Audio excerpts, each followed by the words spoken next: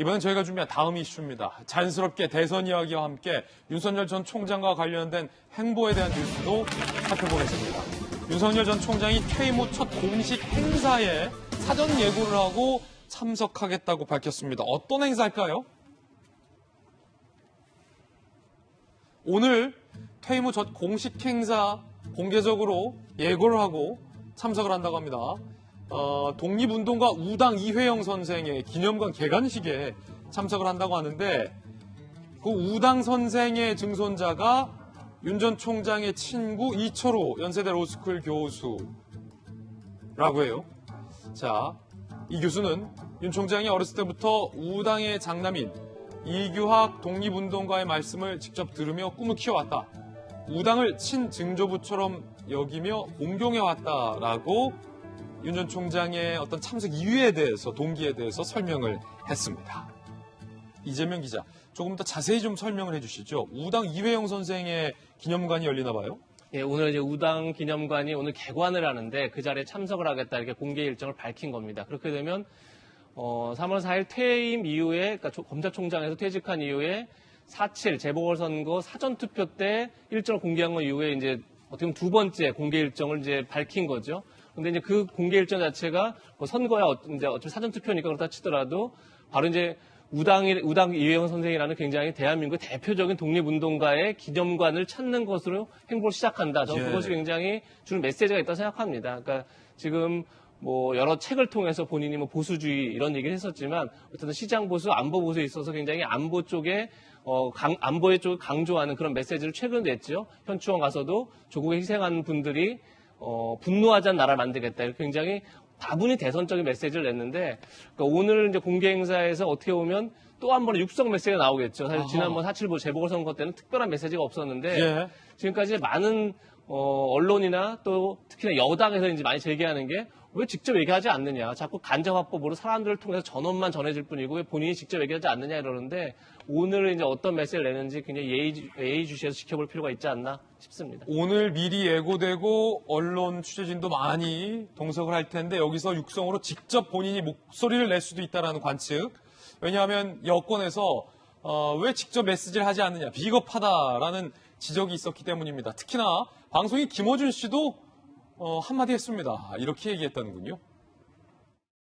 본인이 대통령 하겠다는 거 아닙니까? 입이 없는 것도 아닌데 한국말 모르는 것도 아니고 국가 경영을 하겠다고 했으면 이제 몇 달 지났잖아요. 본인 육성으로 메시지를 내야 하는 겁니다. 어디 스타트업 가서 두 사람 만나서 사진 찍고 어디 무슨 반도체 가서 물어보고 강원도 가서 식당 사진 찍고 이거 동네 한 바퀴 아닙니까? 셀카 정치 아니에요. 언제까지 이렇게 할 거예요, 시시하게. 진행자가 막 저렇게 공영방송에서 주관적으로 얘기해도 됩니까? 김영주 의원님? 저렇게 한 지가 뭐 꽤 오래된 오래됐으니까 괜찮군요. 왜 저런 부분에 대해서 그런 어떤 선별 기준이 참 모호한 것 같아요. 그러니까 여러 가지 어떤 규제도 봤는데 저쪽은 규제도 안 하는지 모르겠어요. 그렇군요. 예, 그런데 어쨌든 기본적으로 저는 김어준 씨 의견에 좀 동의할 수 없는 게 뭐냐면 결과적으로 여전히 미리 앞서서 본인의 발언, 준비되지 않은 발언을 하는 것이 오히려 본인한테 손해될 수가 있습니다. 어차피 이게 수싸움 아니겠습니까? 그리고 뭐 결국 민주당의 후보가 결정되고 난 다음 혹은 이제 김문수 검찰총장이 임명됐으니까 최소한 6월 11일 국민의힘의 당대표가 선정된 이후에 공식적인 본인의 행동을 노출해도 늦지 않거든요. 원래 큰 선거일수록 그리고 대권 주자일수록 이 공개 행보나 이 공식적인 발언 등은 신중해야 된다라는 말씀이죠. 네.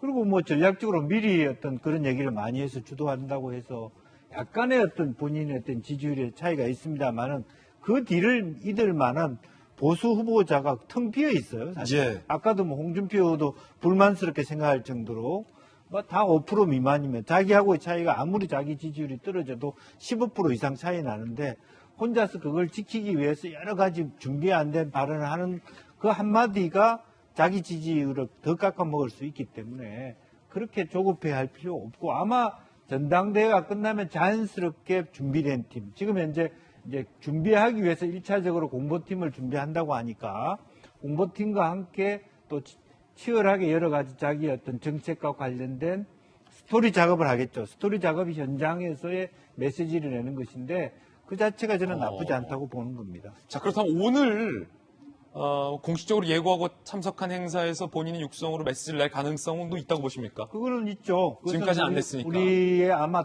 통일에 대한 생각, 또 독립운동에 대한 생각, 이제 한반도 전체를 보는 생각. 그것은 이제 외교하고 또 통일은 또 다른 분야가 있습니다.